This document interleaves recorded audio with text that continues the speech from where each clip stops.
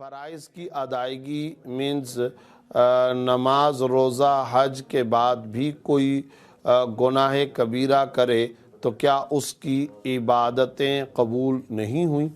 دیکھیں، فرائض کی اگر ادائیگی کر لیے تو فرائض کی ادائیگی کرنے کے بعد اب اگر کوئی گناہ کبیرہ کرتا ہے تو یہ نہیں کہا جائے گا کہ وہ جو فرائض ہیں وہ قبول نہیں ہوئے۔ ہاں، یہ ضرور کہا جا سکتا ہے کہ ان فرائض کے اندر کچھ کمی رہ گئی۔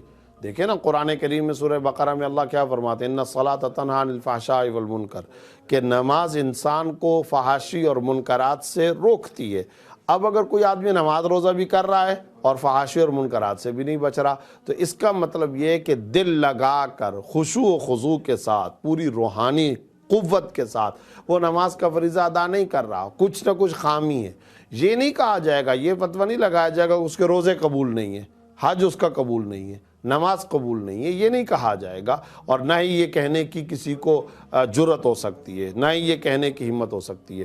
البتہ یہ بات ضرور یاد رکھیں کہ اس کی ان فرائض کی ادائیگیوں میں کمزوری ضرور ہے، اور جب کمزوری ہے تو اس کمزوری کو دور کرنا چاہیے، اور اس کمزوری اور غفلت کا اور کوتاہی کا علاج کرنا چاہیے۔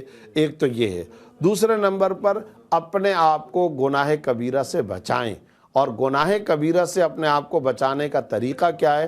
گناہ کبیرہ سے اپنے آپ کو بچانے کا طریقہ یہ ہے کہ روزانہ کی بنیاد پر رات کو سونے سے پہلے محاسبہ کریں، اس بات کا مراقبہ کریں اور جائزہ لیں، اس بات کا بھرپور طریقے سے جائزہ لیں کہ آج میں نے کتنے گناہ کیے، دوسرے دن پھر یہ کہ میں نے کتنے گناہ کیے، اب ان گناہوں کے اندر کمی آ رہی ہے نہیں، تو محاسبہ، مراقبہ، جائزہ اور دعا، ان کا اہتمام کریں۔ انشاءاللہ ثم انشاءاللہ فرائض اور واجبات کے ساتھ ساتھ گناہ سے بھی بچنے کی عادت پڑ جائے گی۔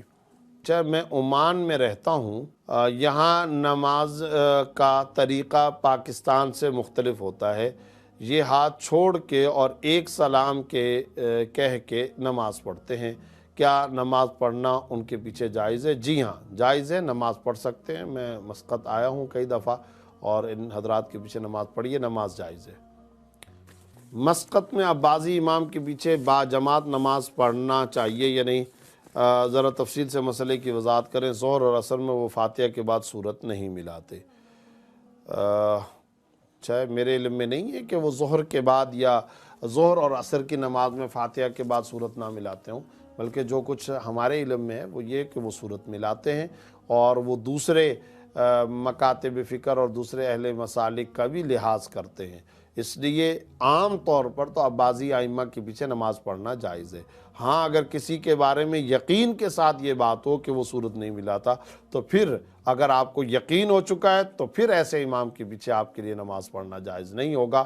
لیکن اگر آپ کو یقین نہیں ہے، عام طور پر تو وہ نماز کے اندر سورت فاتحہ کے بعد سورت ملاتے ہیں، اس لیے ایسی صورت میں ان کے پیچھے نماز پڑھنا جائز ہے۔